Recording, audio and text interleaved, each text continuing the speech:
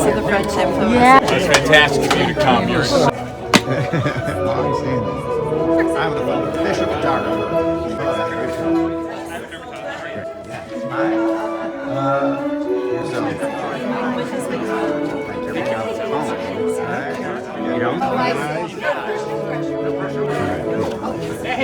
Hold your breath. Is it Tommy? Yes. Okay. Here we go. 1, 2. I've been given it. That's why I wanted here. To this celebration of the life of Jean Rogers Hall. Thank you so much for coming from near and from far, standing in though for our Father who art in heaven. Daddy and Jean got along famously, and perhaps it was because he told countless stories, and Jean listened. After Jean died, Jim said he wanted to have a true celebration of Jean's life with lots of stories about her and not a formal religious service. So this is a celebration that can be filled with joy as well as sadness, laughter as well as tears. A celebration to help everyone to connect with her and to all those who loved Jean so. To comfort Jim and to find comfort in one another. To give thanks for who Jean was and how she lived and how she touched not only our lives and the lives of so many, but also to be strengthened and inspired for the journey onward. As time goes by, the images of Jean in the difficult last chapter of her life have begun to fade away. And in their place arise the images of Jean as beloved wife, as protective partner who found Jimmy a job to get him, and I quote you, Brad, the hell out of Vietnam.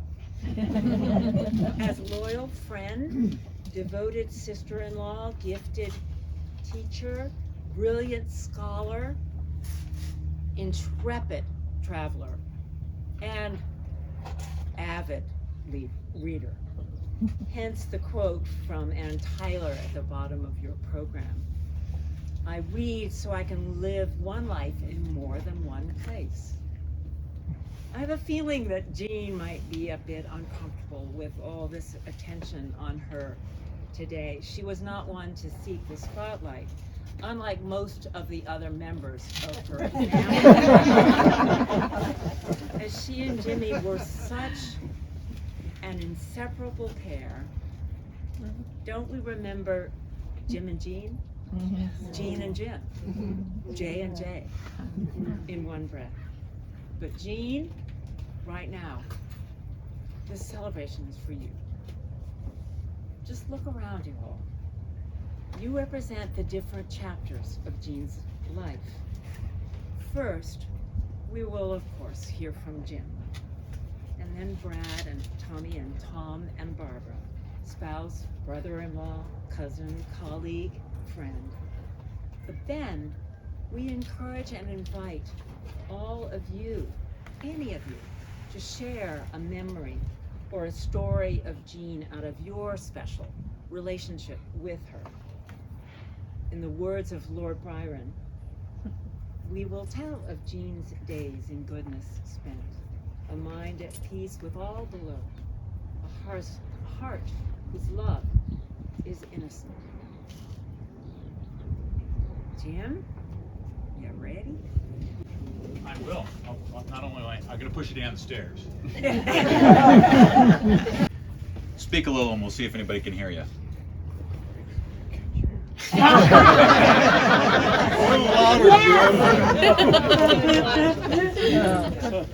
Everybody move up.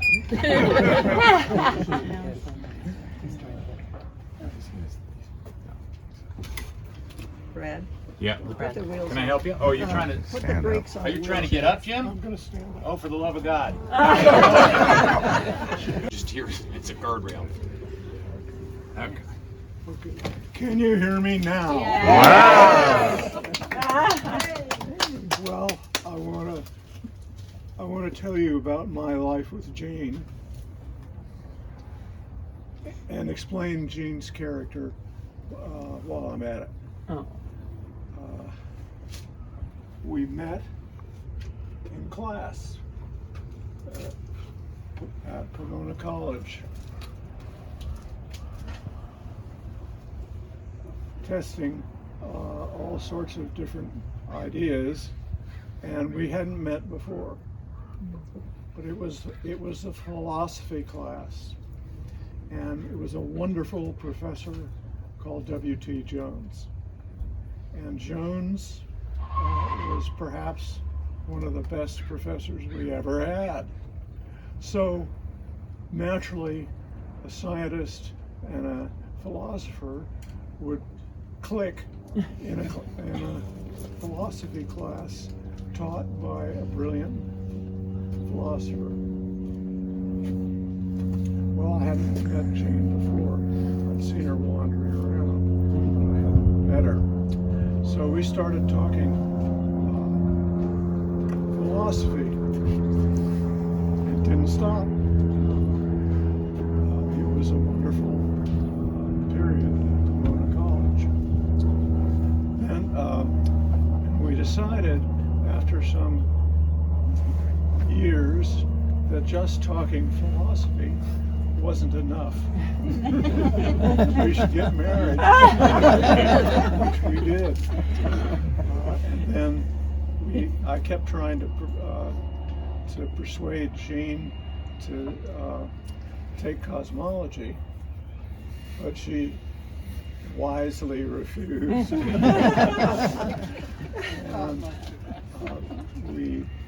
I had already gotten to the University of California at Riverside, and Jean had gotten some very bad advice from Pomona College to get a job.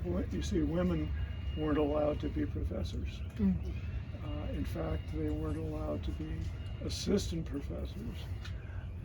They were allowed to work as secretaries. Well, Jean worked for a year as a legal secretary, and that did two things for her. It told her that it gave her lightning typing. Anything that you can type in 30 minutes, she can do in 5. Okay, unless some of you are legal secretaries.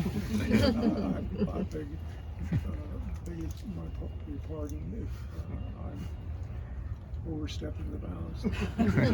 Well,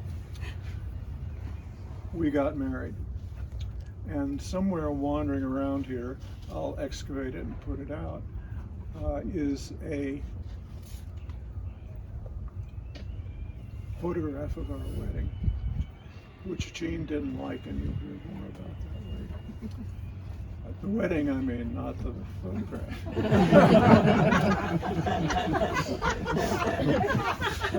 So we decided that it would probably, since we were married, it would probably be a good idea to live in the same town.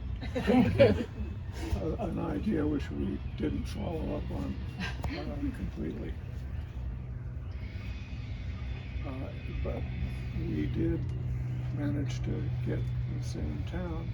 Jean spent her first year of marriage working as a legal secretary in Hedda Hopper's building, which was hilarious because when Nixon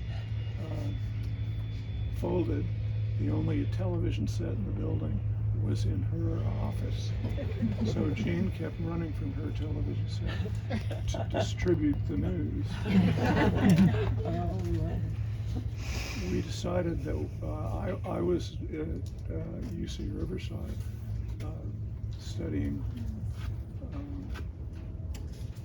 biophysics, and I was there by myself for a year. Then the next year we got on a little house. It was a replica of it wasn't a replica, it was a descendant of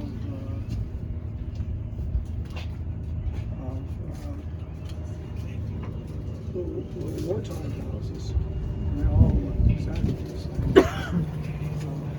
So you had to be careful not to somebody else's door. I knocked on several doors that were mine many times. Jane was smarter than I was. She spent the time.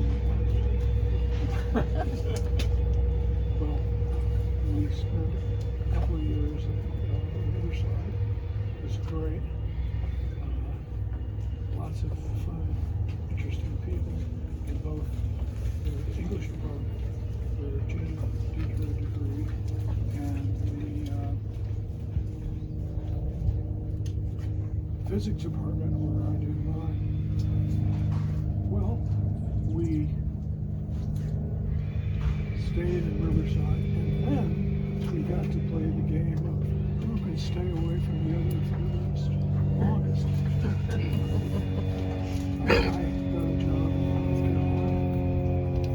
Gene had a job in California, and I really quite enjoyed that.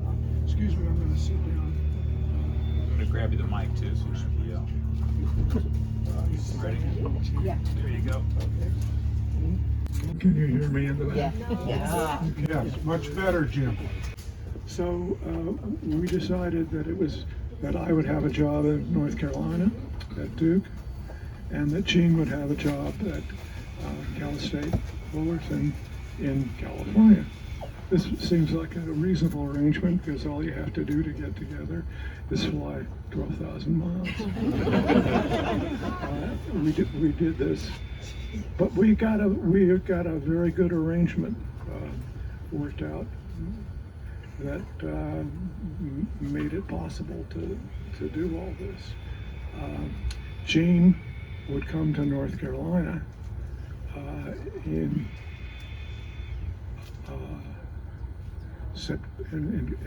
December, and I would come out here and drive her back. We bought a house, and it was very nice. A little longer than 6 months. Gene stayed there, and then Jane would drive by herself to California. So Gene has done more solo trips from North Carolina to California than pretty much anybody. Raise your hand if you've done more than one city. And that was pretty interesting.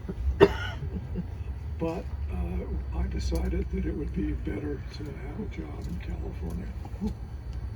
And I was avidly looking for job ads in the scientific magazines. And 1 week, both Science and Nature, which are the big sort of science magazines, everybody advertises in both of those. And so 1 week, ads for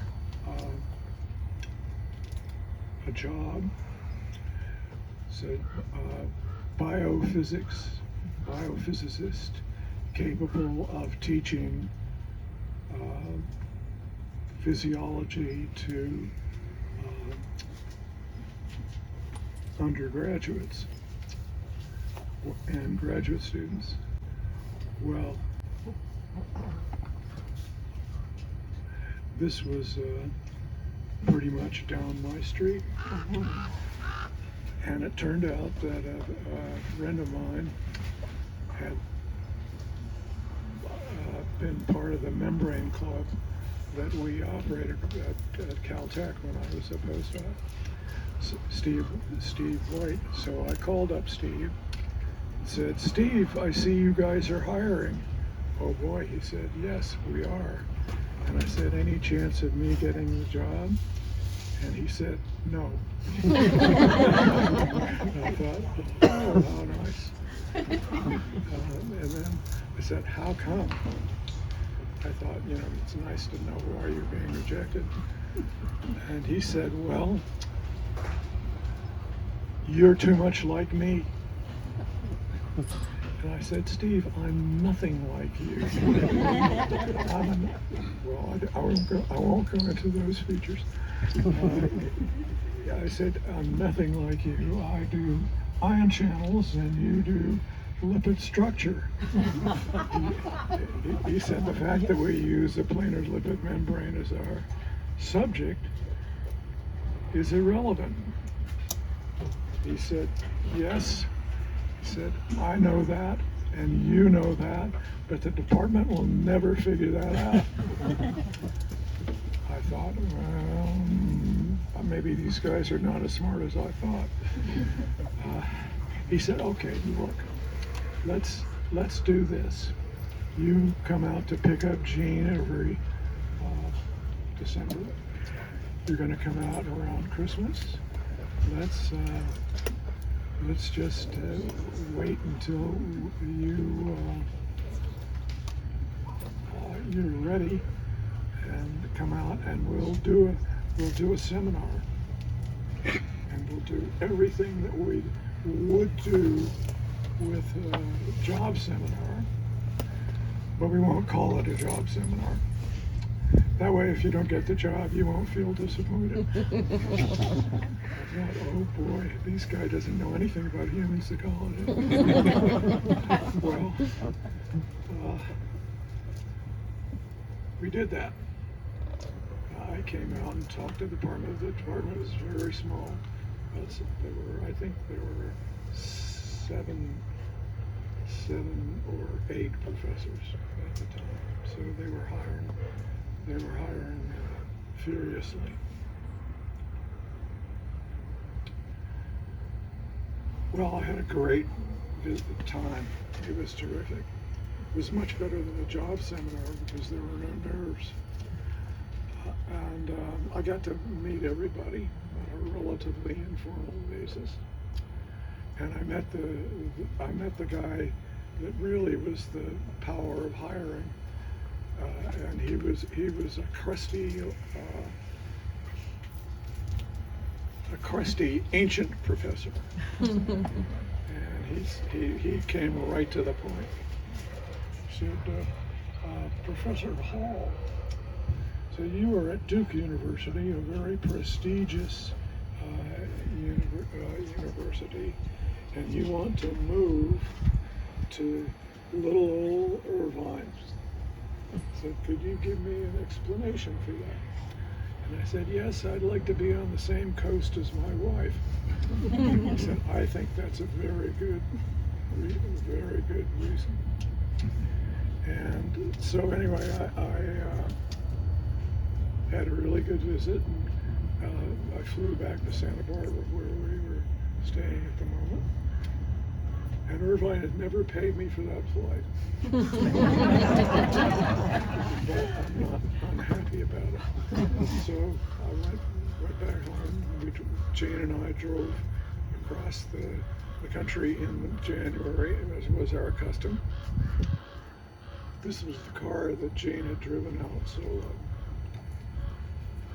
we got back to Durham, Irvine, and out of Durham from Irvine, and I proceeded with my job at Irvine, at North Carolina. These institutions are so similar, they're easy to confuse. And I waited about 2 weeks, nothing happened.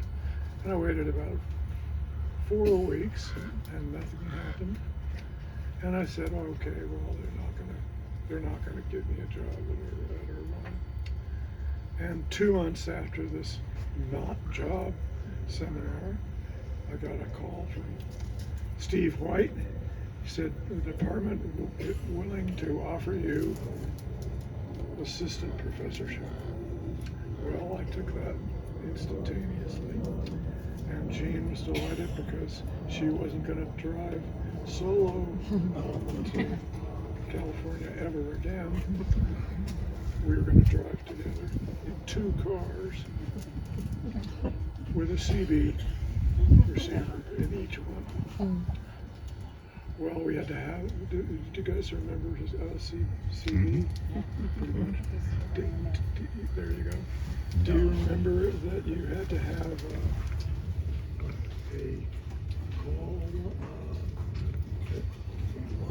a handle, they call a it. handle, that's right. I knew there was a word there that was swimming around waiting to be released. And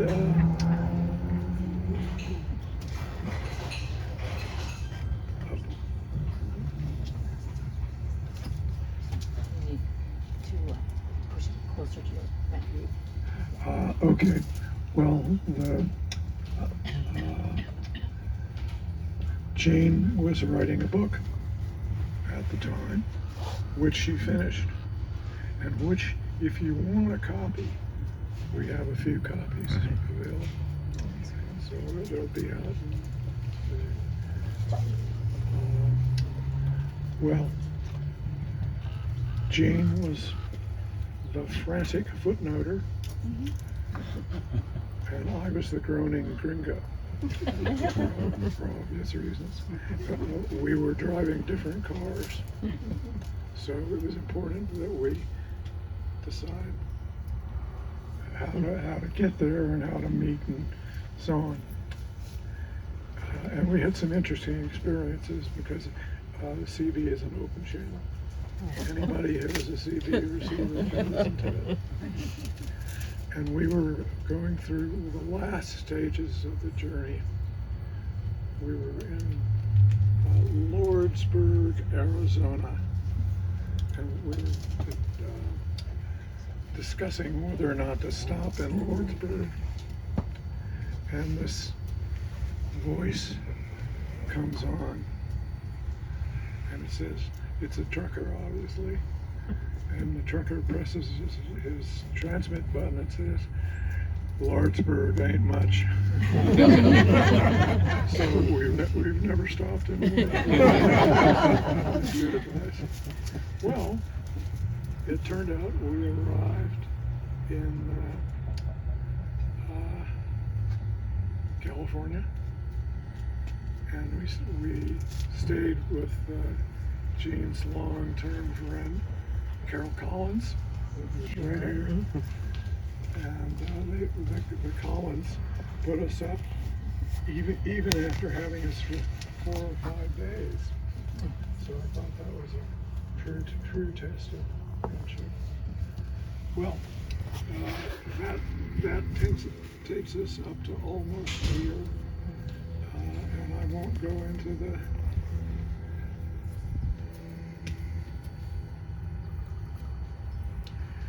last few weeks of our lives. We had a great life.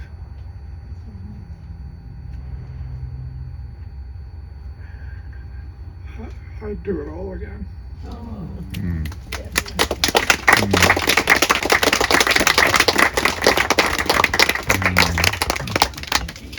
Lucky for me, there was no pre-Jean for me. Jean is permanent.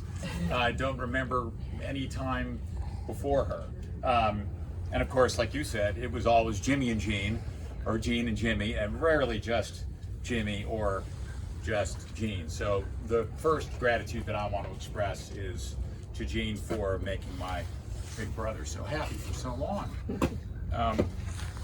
Theirs was the first romance to which I ever bore witness. I was 5, so my recollections are not reliable, but I do have a very specific memory of playing out. I was playing out Army outside. I was probably pretending to be Jim because he was an actual Army man. And I came into the house and I was going to go upstairs to Jimmy's room to play with Jimmy, and the twins were there, And they said, don't go up there. You can't go up there. Gene is up there. And I said, oh, good. Well, I can play with Gene too. And they said, no, they don't want to play with you. And I said, no, come on. Of course they want to play with me. Why wouldn't they want to play with me? And they said, because they're probably kissing. And I said, oh. And it had never crossed my mind that such a thing was possible. I thought, excellent. So I blew past them, I ran right up the stairs, and went right through Jimmy's door without knocking. Jim and Gene are sitting on the bed looking very surprised, but quite close together. And I thought, I missed it right. I was not surprised just a few years later when I found out that Gene was a world-class scholar in romantic poetry, because that was a romance for the ages.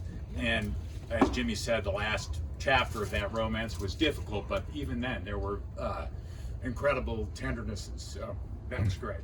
The second thing that I want to thank Gene for is it's just a nothing moment, but I was the best man at Jim and Gene's wedding. I was 6. So the good news there is that there was no danger of an inappropriate toast. The bad news is there was no toast of any kind. And so after the ceremony, there was to be a very complicated series of family pictures taken on the lawn, and no one told me about that. So when I found out that we had to be on the lawn for hours taking pictures, I thought, well, this is bullshit. I love the Cowboys. And so I got very, very upset. And there are photographs that Hal Boucher, the great photographer who took the picture that Jimmy mentioned, that's around someplace, we'll take it out, even though Gene would not necessarily approve. But there are pictures of me being very upset, weeping on the lawn as a little kid because I wanted to play, and my family swirling around looking super annoyed and that I'm delaying this important ritual. And there's Gene leaning over. This is the bride taking care of me and making sure that I'm comfortable. And that's just so incredibly Gene, especially because she loved her husband, but she hated that wedding. It was too big, it was too society, it was too much. And so she had her own set of complicated bridal emotions that she was going through, but she put them all aside to take a moment for me. So that's just an incredibly Gene thing to have done. And then the last thing that I want to express gratitude to Gene for is for noticing. She was just the greatest noticer.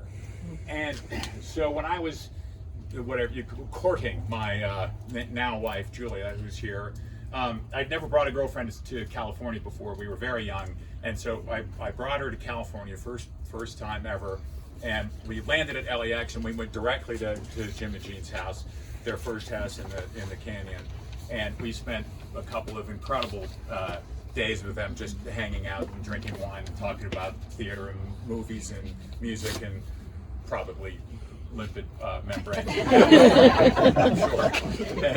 And the whole time, Gene was just noticing. And at the end, we were leaving to pick up my parents, who Julia had never met, and they'd been out of the country for a year. And as we were going up the little mossy steps back up to the street, Gene stopped Julia and gave her kind of a wry smile, and she said, "You're all right." That is the most Gene, isn't that a Gene thing to say? I will never forget it, and for Julia and me, that was like a blessing.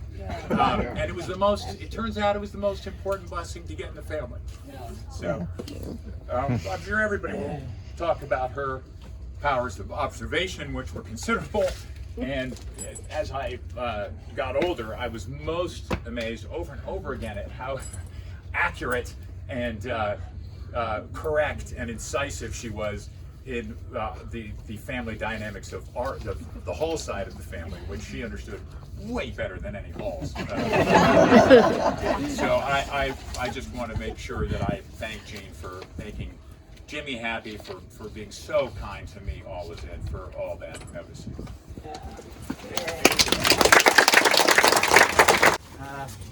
Tommy, I'm Gene's cousin. I'm not the speaker that Brad is, and I'm going to kibitz with my sister's phone.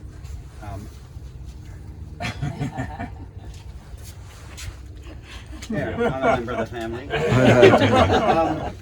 I have Brad beat because I met Jean when I was 0. We were at my great aunt's funeral, and she came down the stairs, and I was playing in my playpen with my twin brother. And I don't remember that, but that was her first introduction to me. And apparently we were fairly noisy, according to what my mother told me yesterday. And since then, I learned to walk and talk and write letters. And so Jean and I have been writing letters basically ever since then. And I am not kidding when I say every week for the last 50 years, Jean and I have been writing letters. I have stacks and stacks of these letters. And she would write about her travels, and she'd write about teaching, and she'd write about her family, and she'd write about our genealogy, which is something that we shared. I think you guys know that. And she also wrote about the Hall family and how, I think the word she used was boisterous. Boisterous. She was not boisterous. She said she was the great observer, and she liked to hang back in the background and just watch what you guys were doing and then report back to me. So I know quite a bit about you. It's all going in the book. That's good. And I used to think that she was that way because she was an only child, and her family was all grown-ups except for her, and she would hang out with all the great Aunt Barbara and great Aunt Kate and all that, and then just this little kid. They used to take her out of school for a whole month so that she could travel around the country with these old people. And I thought that that meant that she was just somebody who hung out in the background because she was little and shy, and she set me straight. We actually exchanged a series of letters on this, and she said it was not that. It was because she grew up with a line of descent of old world women.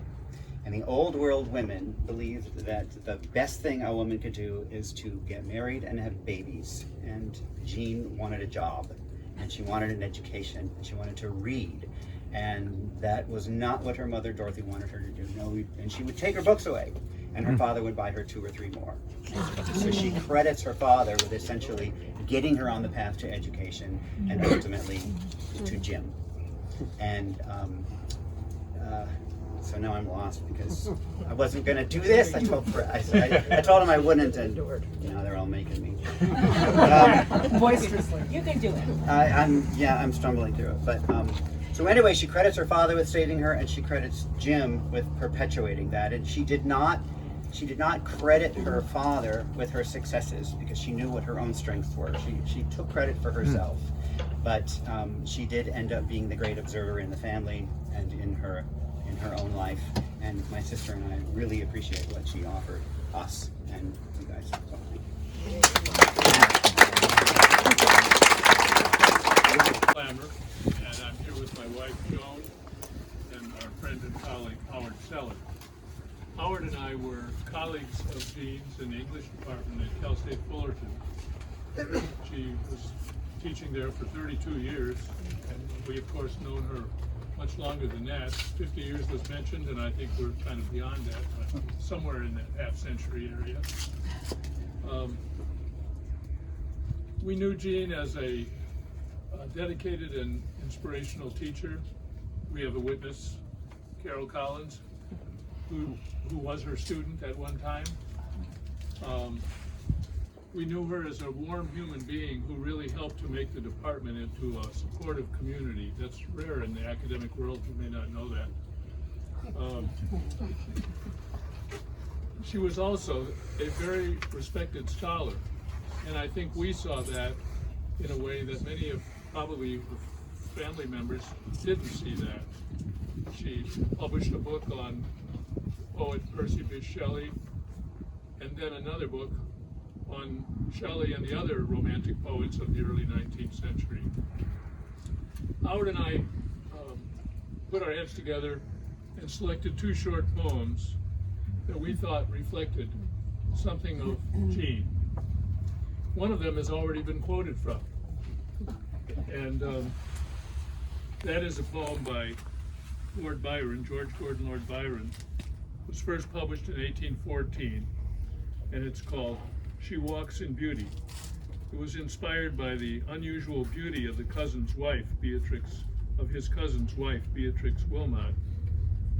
Not every detail in this poem is a perfect match for Jean, but I think it does capture something of the Jean we knew. She walks in beauty.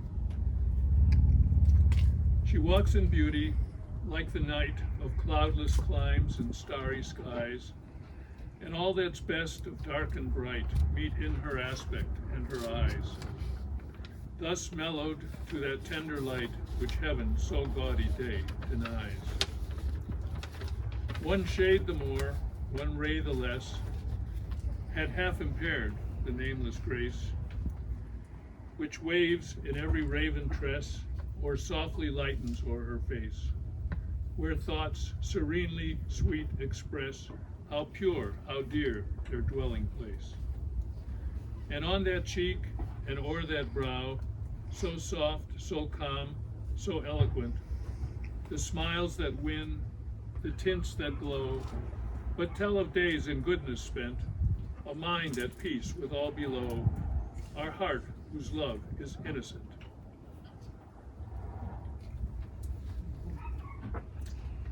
The other poem is by Percy Bysshe Shelley, and it's one of his most well-known works. It's only 8 lines long. It was first published in 1821, and its theme is how past sensations, events, and dear persons live on in our memories. It's called Music When Soft Voices Die. Music, when soft voices die, vibrates in the memory. Odors, when sweet violets sicken, live within the sense they quicken. Rose leaves, when the rose is dead, are heaped for the beloved's bed. And so thy thoughts, when thou art gone, love itself shall slumber on.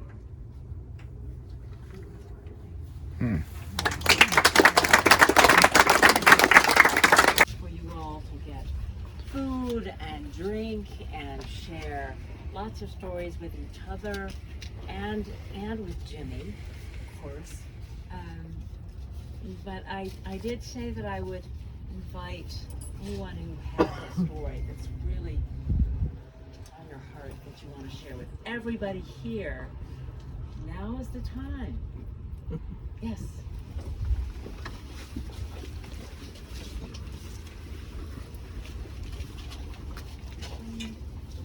It is really gratifying to see so many people in Jean and Jim's life here.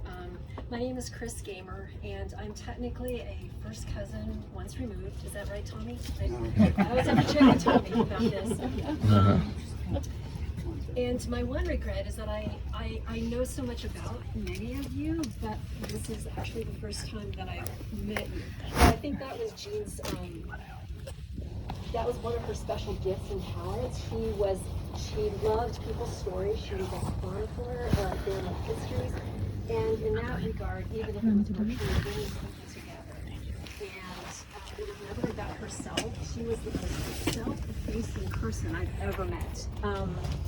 The apocryphal family skeleton in my family is that when I was born, my mother wasn't sure she wanted to be a mother, was ready to be a mother. But Jean and Jim, probably more Jean's side, I don't know about Jim, but they offered to adopt me, actually, as a child. And I think that was more of a formality. The offer was politely declined. It was more of a formality, though, because in all words and deeds, Jean and Jim were like my second parents, especially Jean. And that's why my knees are shaking and I'm really scared and nervous up here to share this, but I feel it's to honor her memory and to honor Jim too. They were there for the pivotal moments of my life, very seminal moments of my life, without judgment, with the greatest love and compassion in her heart. And for that, I'm so grateful, because I think I credit Jean and Jim for helping me to become the person that I became. And I know that sounds maudlin and saccharine, but it is truly from my heart. It is there, and it is very true. I think Jean met me when I was a toddler, and just as she said later in life, that she fell in love with me the first time she met me. And Jim was always a good sport. I remember, I was born in Colorado, but grew up in San Diego, and would take either the plane up here to visit them, I think they were in Running Springs at one point. I love that waterbed you guys had on the deck. As a kid, I just would flop around from Running Springs to the 3 homes here in Laguna. If I didn't take the plane, Jean was there to meet me in San Juan Capistrano, the coaster, and they were my rock of Gibraltar. Really, this was my safe place, and the place where I was exposed to just seeing the world as a bigger place than what I saw it for that being at that time. Books, music, and some of the I have a swirl of memories in my mind from my childhood and my adulthood. But I think one of the funny things I remember is one time we were driving somewhere. I was with my mom and Jean, and they were in the front seat talking as cousins, and contemporaries would. And everyone will remember Jean's shaded lipstick, right? Yeah. That I think she kept through her entire life. And as a kid in the backseat, no one's paying attention to me, and I'm just slathering that. I'm thinking it was the coolest shade of pale ever. And then Jean never called me out. And was like, "Where's my lipstick? What did you do to my lipstick?" She was always so. She was just always so understanding. But one thing that stands out, a lot of what I'm hearing too, is that she was the observer. And I don't know if that was just a family genetic disposition, because I'm that way as well. I remember a lot of just observing around the kitchen table, different family conversations. But one thing I think about Jean as I'm listening to everyone is that she was the consummate observer. But what was funny about her is that she could kind of engage you with this steely look, like, okay, and then you feel yourself compelled to word vomit, like, oh, I'll tell you more, my situation, or whatever was going on. She just had a way of kind of ferreting that out of you, and it was always because she cared so deeply about everyone, every person in her life.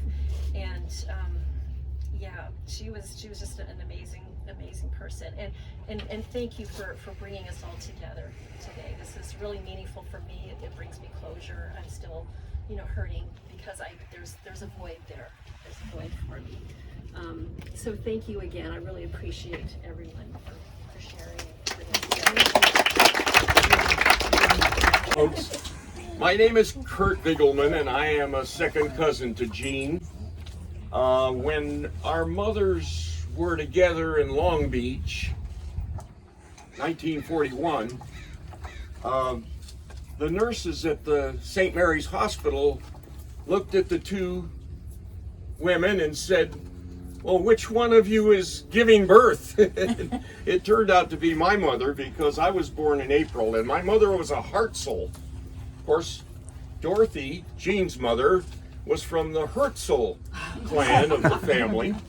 That's another story about two brothers, Henry and Jacob, who came to America, and they were so enthralled with being here, they decided to change their names from Hertzel to Hartzell, putting an A in their name for America.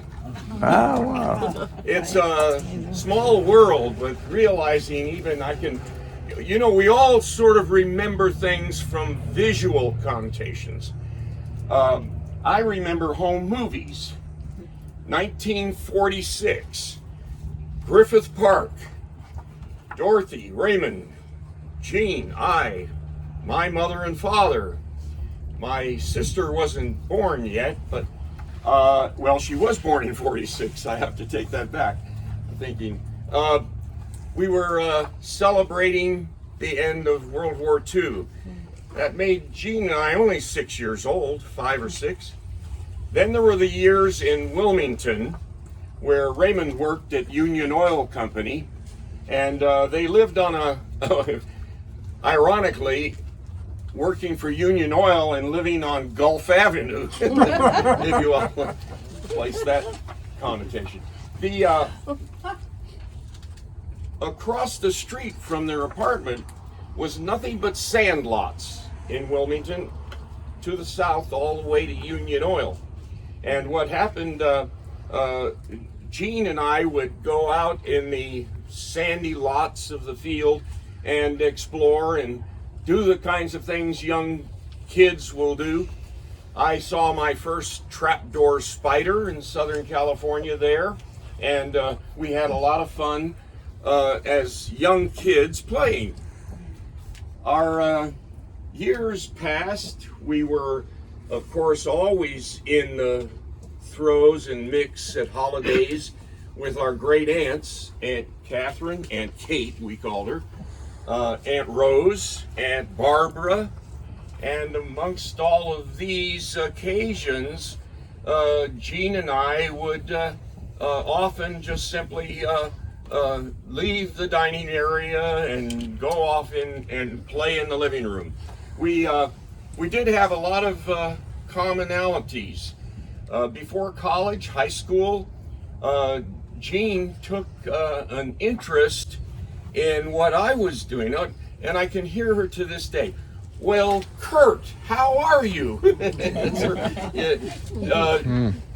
She said, you build model airplanes. And lo and behold, Jean had her folks buy a model airplane kit. And she put it together, painted it up, and we shared that experience. She taught me the existential language, and I taught Jean the empennage language. That's an aeronautical term. We didn't see a lot of each other after college and into our careers, but we kept up our communications every holiday, and notes and writings and conversations on the phone.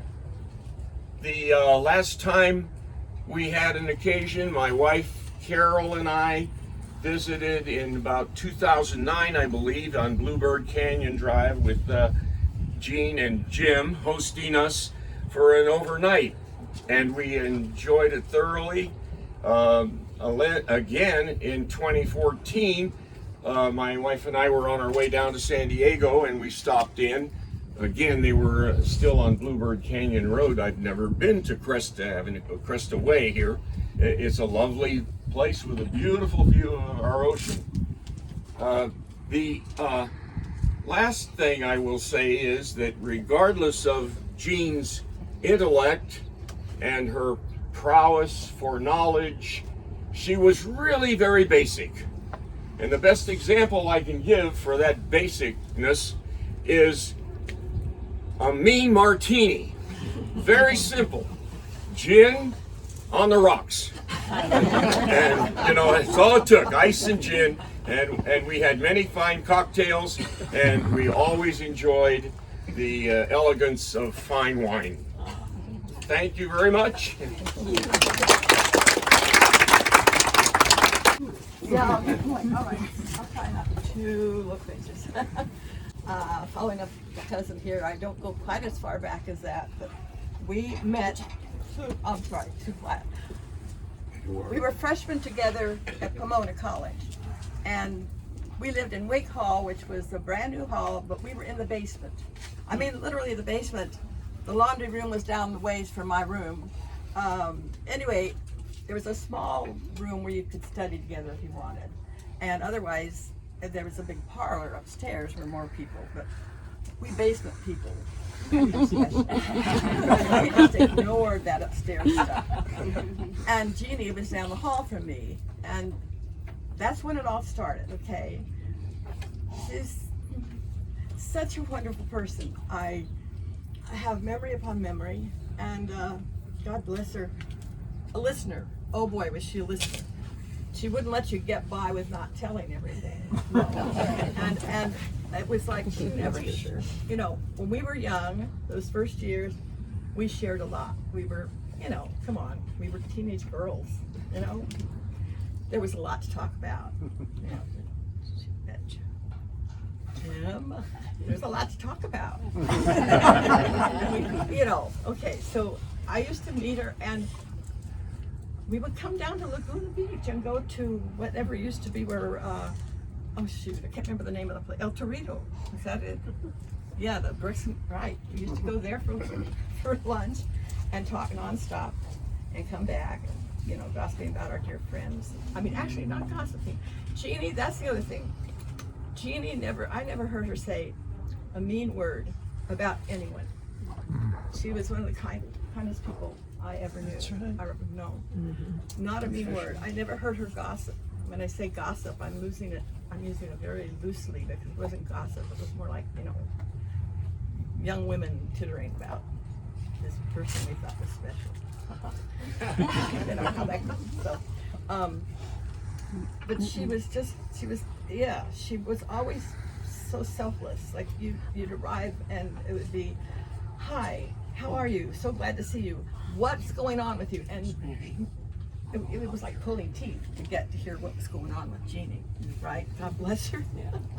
Very private person that way. But because we started off so young together, I knew a lot about her childhood, her growing up years, she adored her father, just adored him.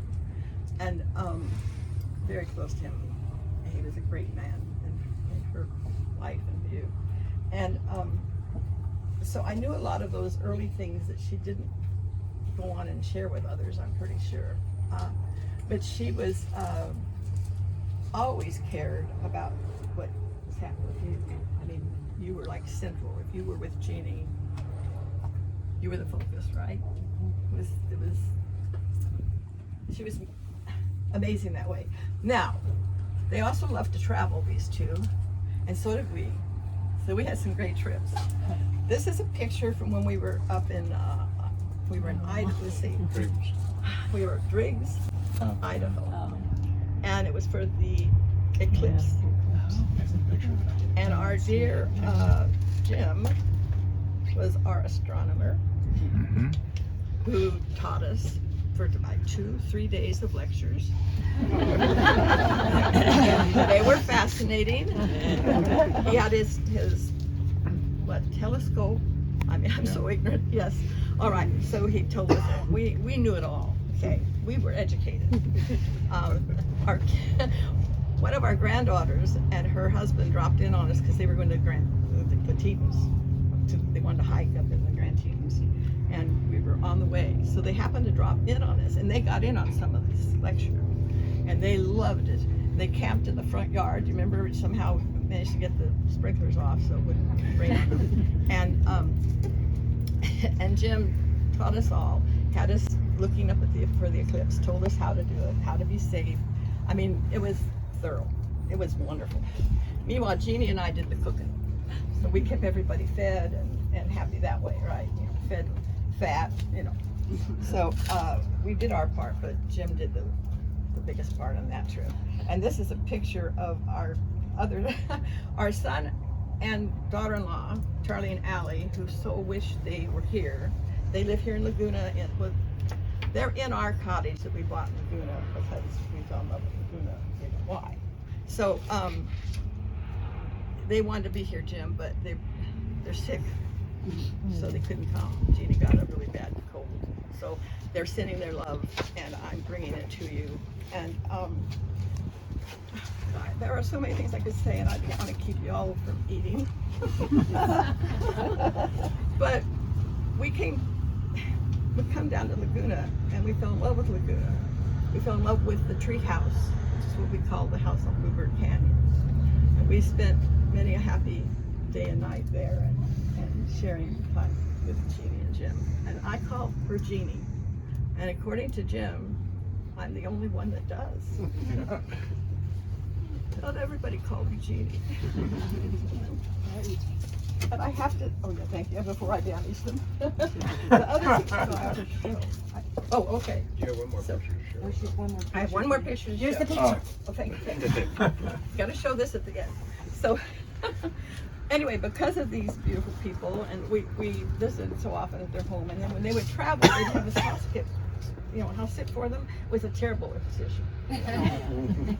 And so we fell in love with Laguna. So we had to buy our cottage in Laguna. It was a good way for me to get my husband away from work. You know, we would come down weekends, right? And I could pull him away from work for those 2 days of quiet and peace and joy. And walking in Laguna and all that. So we have all these wonderful memories of our times in Laguna with Jeannie and Jim, and then the son and daughter who couldn't be here love it, and they're staying there now, and they are very close to Jeannie and Jim. Jim, of course, always entertained. You know, when Charlie was little, Jim would always find and work nickels and quarters and funny places. You know, so we have memories going from, you know, early when we were all young all the way to now that are very, very special. And I've got to do this just to keep me from talking on because I could probably go on another hour and we'd all fall asleep. But Jeannie is, she's my angel. Now she would deny that, right? She would deny that because how self-effacing she always was. But God bless her, she was an angel. Can you leave the home?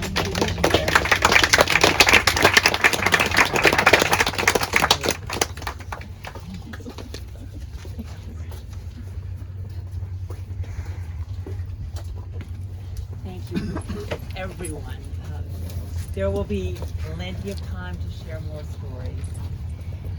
But now let me offer you an image that is one of my favorite images. It's of a new relationship with Jean. It is of a balcony in our hearts. That balcony is filled with people who have gone before you.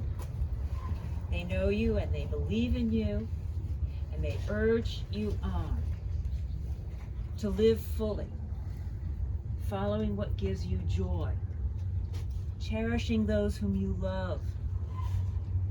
Imagine that Jean now leans over the balcony of our hearts, cheering us on, smiling that beaming smile, asking in the words of Mary Oliver, so what is it that you plan to do with your one wild and precious life?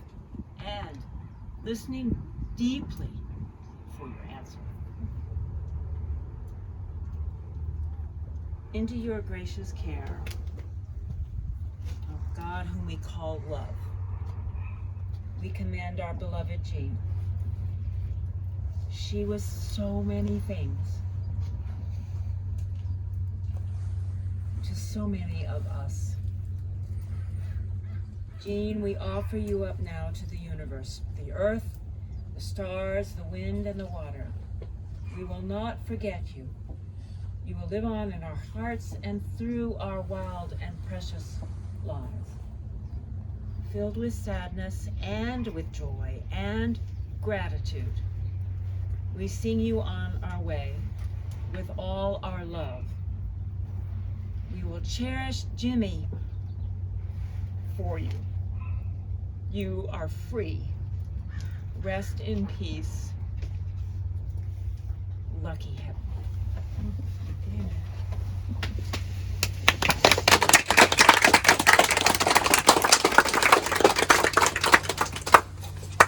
So, you're invited to linger, and eat the bountiful feast. It's amazing. We'll tear the wrappings over and off, and so just enjoy this time to celebrate Jean and meet one another.